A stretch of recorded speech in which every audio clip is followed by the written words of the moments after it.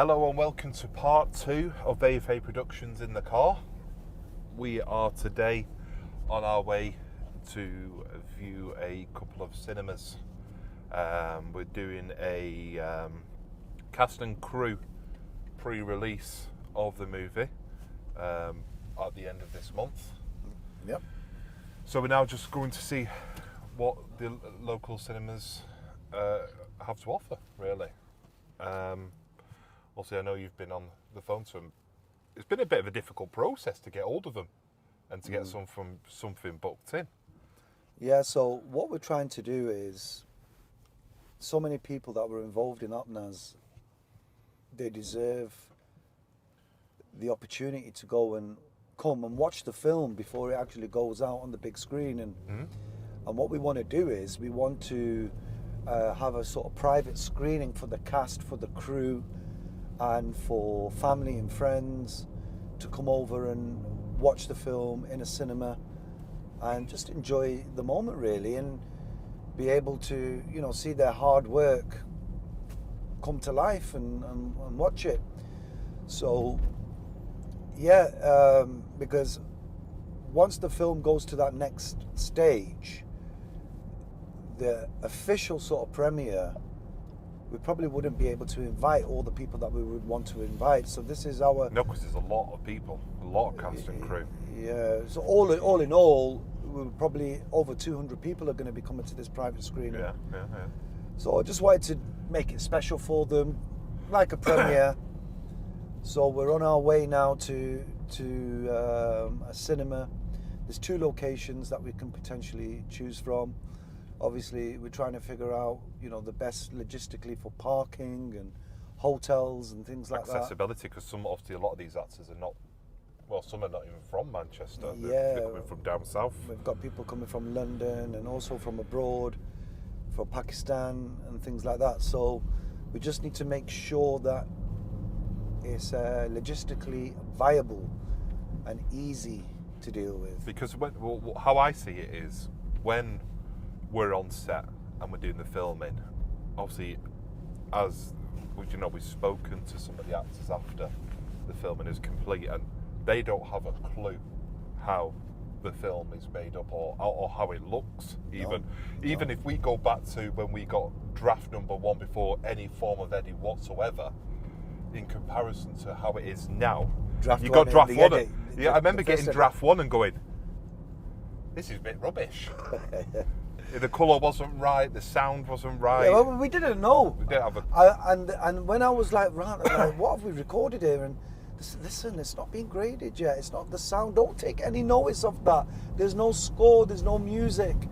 But imagine this. This is like putting a puzzle together. And 18 months ago, someone saying to you, right, we need to grade something. You'd be like, what does what's that mean?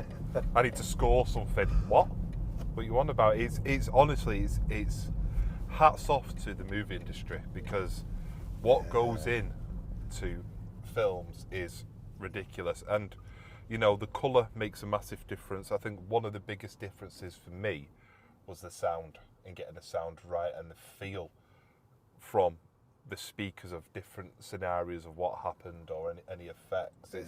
It really brings it to life. And also for me, narrating over it as well.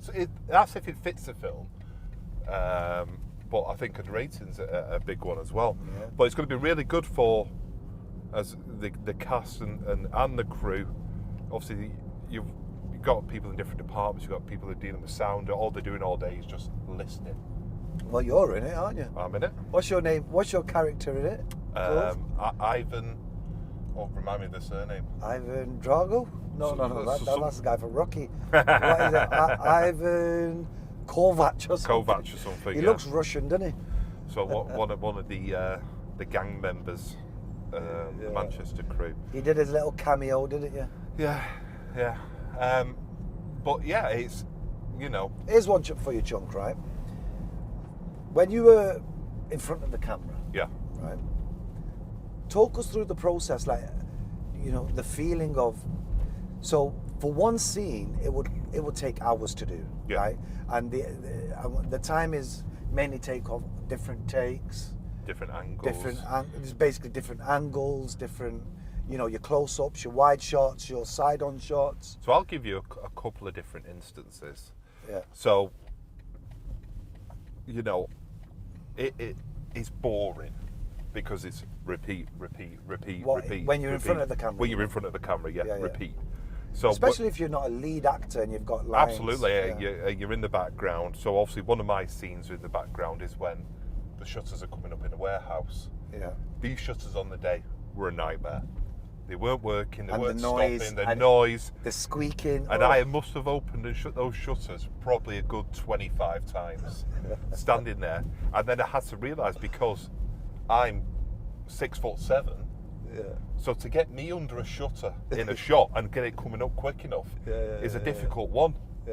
So I've seen a couple of the edits, and it is quite funny because you see all the crew walk out, and you'll see my daft head pop up pop up afterwards. And you still had to duck. I still had to duck.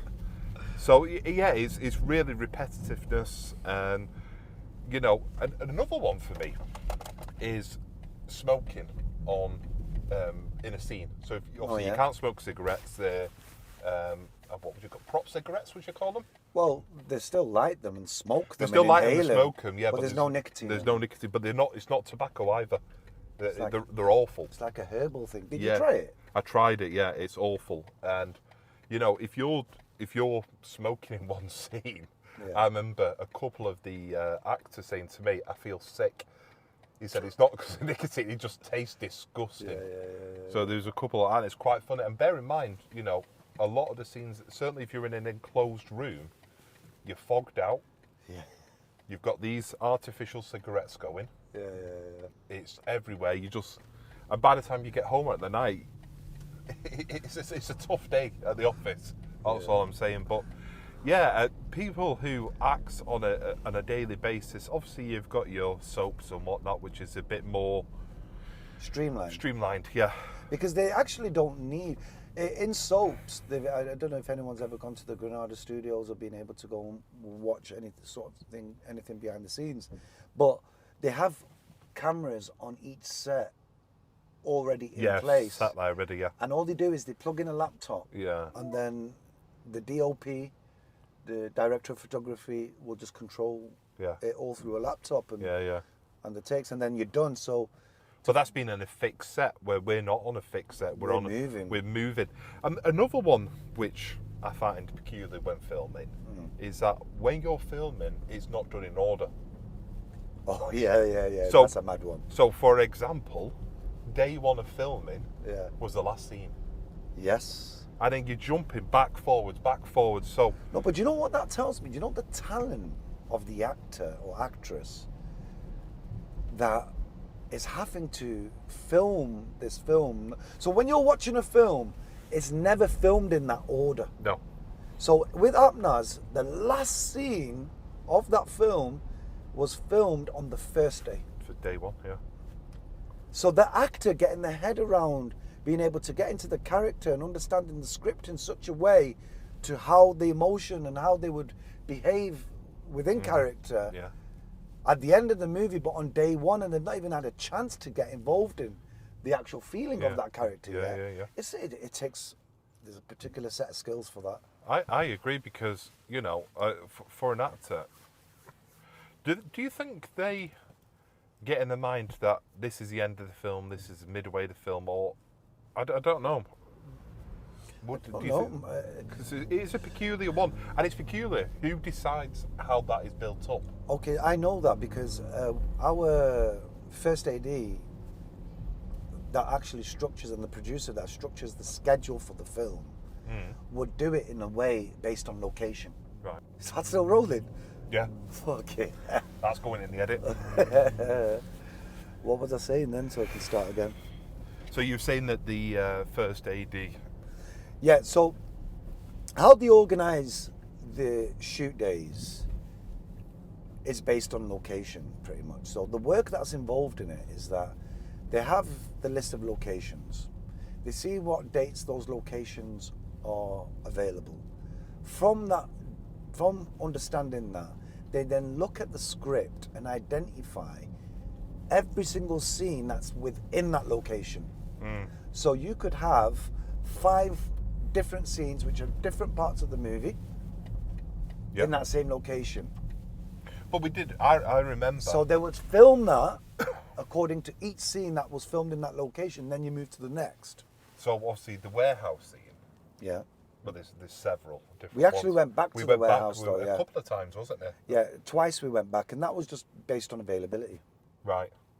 Because they knew that the first warehouse scene at the end of the film, sorry, the scene at the end of the film, that particular scene there would take pretty much the most of the day. Yeah. So they would have had to rebook that warehouse again, Yeah. and then when they, but that was the next available date for that warehouse to be available. Yeah.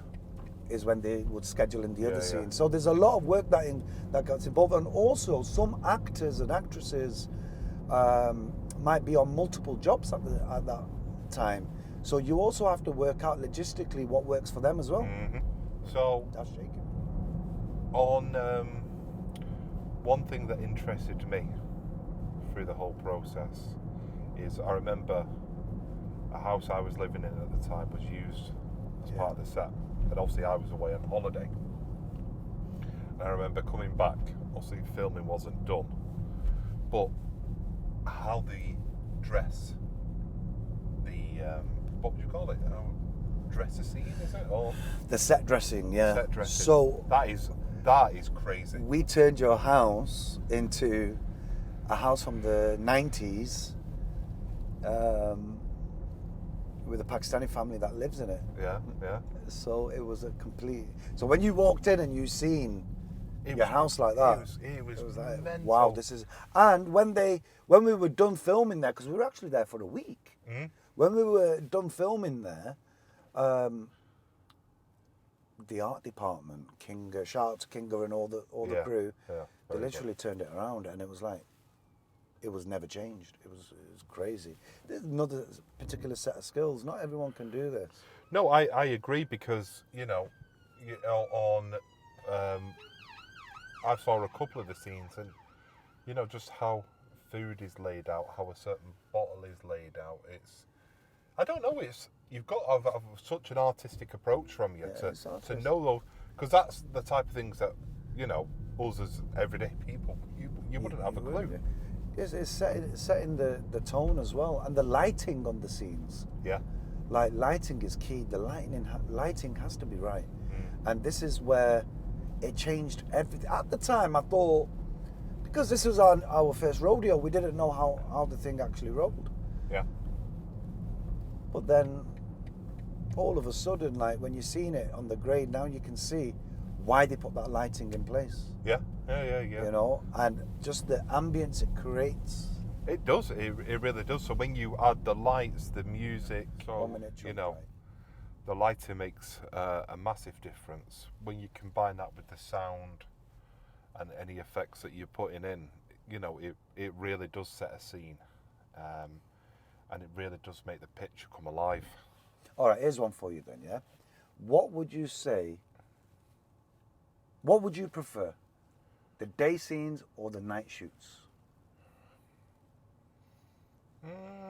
The night shoots were very tiring for me. Yeah, because they go on pretty Like, much all night. The latest was like, it was actually the last night that we did. 3 a.m. I didn't get home till like 4:30 a.m. Yeah. 4:30 a.m., 5 a.m. What's your body count? Are you really meant for me? Is it really 2 or 3? Or is you for the streets? What's your body count? Are you really meant for me? Yeah. Is it really 2 or 3? Or is you for the streets? Oh, go on. Right, so we're currently walking in on our way in now to the Odeon to secure this room, or cinema even, to premiere to the cast and crew of Apnas, the movie. I will give you a bit of an insight inside the cinema, and we'll keep you posted. So we've got a few options. Odeon Traffic Centre is the first on the list, so we're going to go and check the screen out, just negotiate the package, and let's see what we can do. We'll show you more in a moment. So we've arrived at the Traffic Centre. We're going over now to see Odeon, the management there, to have a look at the screen and what deal they can offer for this premiere that we're planning. So we'll keep you posted. We've got a couple of options. I don't know, I fancy Trafford Centre. I think it's iconic. Yeah, I agree. Manchester, isn't it? So let's see.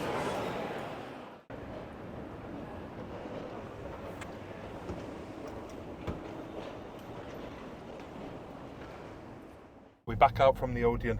Unfortunately, we wasn't able to film any of the inside because there was movies actively playing. But we are looking at the Dolby screen potentially. Yeah, we're looking at the screens there, getting the right. Unfortunately, there's not one screen that has the exact numbers that we need. So it's either too many or too less. So we're just trying to find the happy medium. So we're going to go back, have a look at the guest list and see what we can do. But yeah, we'll get it sorted. I think it's definitely looking like the Trafford Centre where we are going to do the cast and crew viewing of the movie. It's all looking very promising, and yeah, well, I'm sure we'll be there very soon to view the movie. It's now a numbers game, isn't it? That's it, numbers. So let's see, and yeah, so this is the end of this one, and the next one you'll see would be the screening, right? I think we may be able to fit one more in before then. Yeah. But yeah, keep an eye on the YouTube page and don't forget to like and subscribe.